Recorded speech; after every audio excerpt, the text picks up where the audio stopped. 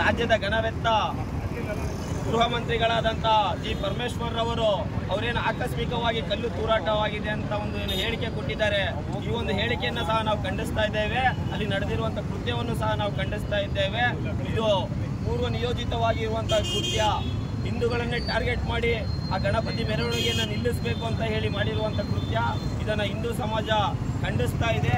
ಈ ಒಂದು ತನಿಖೆಯನ್ನ NIAಗೆ ಕೊಡಬೇಕು ಅಂತ ಹೇಳಿ ನಾವು ಹಿಂದೂ ಸಮಾಜದ ವತಿಯಿಂದ ಆಗ್ರಹಿಸ್ತಾ ಇದ್ದೇವೆ.